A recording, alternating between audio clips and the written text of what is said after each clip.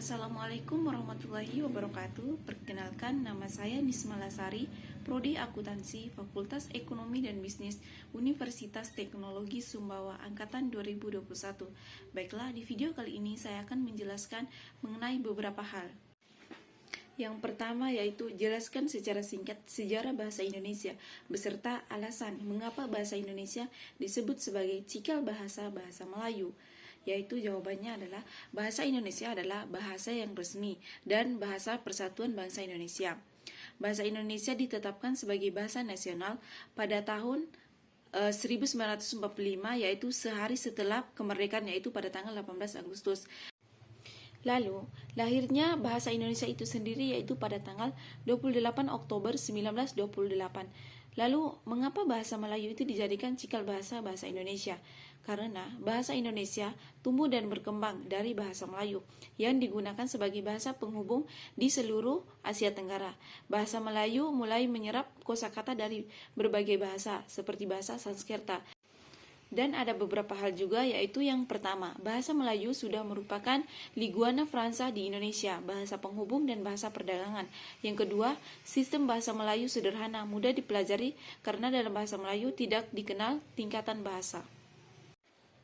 Lalu yang kedua, jelaskan menurut pendapat Anda yang dimaksud dengan bahasa dan karakteristik bahasa di bawah ini. Yang pertama, arbitrate, yang kedua sistematis, yang ketiga unik, yang keempat produktif, dan yang kelima universal. Baiklah, langsung saja. Yang pertama yaitu arbitrate, yaitu disebut karena bunyi yang ditimbulkan secara acak, bisa berbentuk sembarang bunyi ataupun simbol. Yang kedua, sistematis, segala usaha untuk menguraikan dan merumuskan sesuatu dalam hubungan yang teratur dan logis sehingga membentuk suatu sistem yang berarti secara utuh, menyeluruh, terpadu, dan mampu menjelaskan rangkaian sebab akibat yang menyangkut objek tersebut. Yang ketiga, unik. Jika kamu memperhatikan hakikat bahasa itu unik, apalagi jika melihat dari bahasa daerah yang ada di Indonesia, bahasa orang Jawa dan bahasa orang Kalimantan tentu saja memiliki bahasa dan bahasa daerah yang berbeda. Tentu segala memiliki arti yang sangat unik. Yang keempat yaitu produktif atau produktivitas. Sifat bahasa sebagai bahasa yang produktif, maksud dari kata produktif, bahasa memiliki banyak arti dan makna jika digabungkan dengan bahasa yang lain. Yang kelima yaitu universal.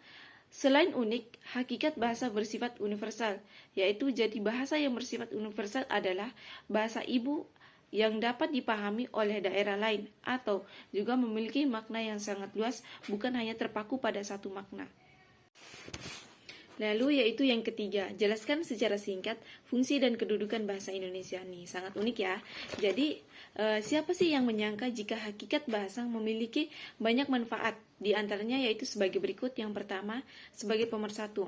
Fungsi bahasa sebagai pemersatu khususnya di Indonesia, sebagai negara kepulauan dan banyak potensi pemicu konflik sosial, baik itu yang disebabkan oleh perbedaan bahasa, budaya, baik budaya masyarakat, dengan kata lain potensi terjadinya salah komunikasi lebih berpeluang besar gitu. Jadi dengan adanya bahasa maka itulah yang menjadi pemersatu dan menghilangkan konflik atau menyelesaikan suatu konflik. Yang kedua yaitu sebagai sarana komunikasi. Hakikat bahasa berfungsi sebagai sarana komunikasi. Coba kita bayangkan nih, jika kita berada di suatu tempat, ataupun kita sedang berada dengan keluarga, teman, sahabat, ataupun siapapun itu, tetapi di dalamnya itu tidak adanya komunikasi, maka kayak gimana gitu, kayak sunyi gitu. Itulah fungsinya, bahwasanya bahasa sebagai sarana komunikasi. Lalu bahasa Indonesia berkedudukan sebagai apa sih di Indonesia? Bahwasanya bahasa Indonesia berkedudukan sebagai bahasa nasional dan bahasa resmi di negara kita, yaitu Republik Indonesia. Soal yang keempat ialah jelaskan apa yang dimaksud dengan kutipan daftar pustaka, lalu jelaskan bagaimana cara penulisannya disertai contohnya. Saya akan menjelaskannya.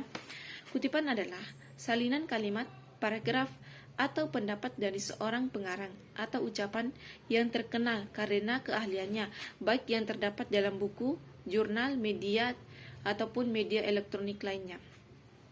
Jenis kutipan yaitu ada dua, kutipan langsung dan kutipan tidak langsung.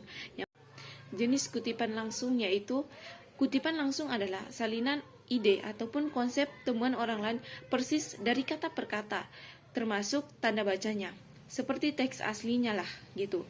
Jadi dia memiliki ciri lagi. Yang pertama yaitu kutipan langsung kurang dari 4 baris ditulis berintegrasi ke dalam teks spasi sama diapit tanda petik.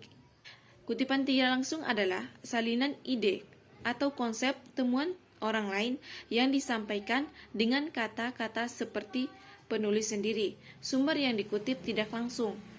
Misalnya, terdapat pendapat pakar ataupun temuan hasil penelitian yang memungkinkan atau diambil intisarinya saja. Lalu, apa yang dimaksud dengan daftar pustaka? Daftar pustaka adalah salah satu teknik notasi ilmiah yang merupakan sumber bacaan ataupun referensi saat menulis kerangka ilmiah. Contoh dari kutipan langsung. Contoh kutipan tidak langsung. Lalu yang ini cara penulisan daftar pustaka. Dan yang ini contoh penulisan daftar pustaka. Lalu soal yang kelima ialah apa yang dimaksud dengan kearifan lokal. Jadi unik yang menarik itu. Jadi kearifan lokal adalah pandangan hidup dan pengetahuan serta berbagai strategi kehidupan yang berwujud aktivitas yang dilakukan oleh masyarakat lokal. Jadi kearifan lokal yaitu seperti kebudayaan yang dimiliki oleh suatu masyarakat yang tertanam di dalam kehidupan ataupun di dalam lingkungan masyarakat tersebut. Lalu soal yang keenam ialah buatlah salah satu topik tentang kearifan lokal yang ada di daerah masing-masing serta nilai yang terkandung di dalam kearifan lokal tersebut. Nah, kebetulan saya kan dari NTT, Nusa Tenggara Timur, Kabupaten Manggarai Barat, Labuan Bajo gitu. Jadi saya mengambil sumber kearifan lokal yang terdapat di lingkungan masyarakat Manggarai. Kehidupan orang Manggarai yang meliputi upacara penti, upacara kelahiran, congkol longgep, upacara perkawinan dan kematian. Berbagai macam local wisdom tersebut merupakan potensi pengembangan pendidikan berbasis kearifan lokal yang mengarah pada perbentukan kearifan lokal. Bukan hanya itu, apabila diadakan suatu kegiatan, maka suatu kerukunan ataupun kebersamaan masyarakat Manggarai itu masih terikat gitu. Masih kerukunan itu masih terjaga gitu. Rasa kebersamaan ataupun kebersamaan masyarakat Manggarai itu masih tertanam. Dan soal yang terakhir atau yang ketujuh yaitu jelaskan menurut pendapat Anda apa yang dimaksud dengan bahasa yang baik dan benar. Bahasa Indonesia yang baik dan benar menurut saya ialah yang sesuai dengan situasi sebagai alat komunikasi bahasa yang harus dapat efektif ketika menyampaikan maksud kepada pembicara kita gitu. Sedangkan bahasa Indonesia yang benar ialah bahasa yang sesuai dengan kaidah bahasa baku, baik kaidah bahasa baku yang tertulis maupun kaidah bahasa baku yang secara lisan. Baiklah, cukup sekian video dari saya. Semoga bermanfaat dan semoga dapat menambah wawasan bagi yang mendengarkan dan untuk saya sendiri. Akhirul kalam saya ucapkan wabillahi taufiq wal hidayah. Wassalamualaikum warahmatullahi wabarakatuh.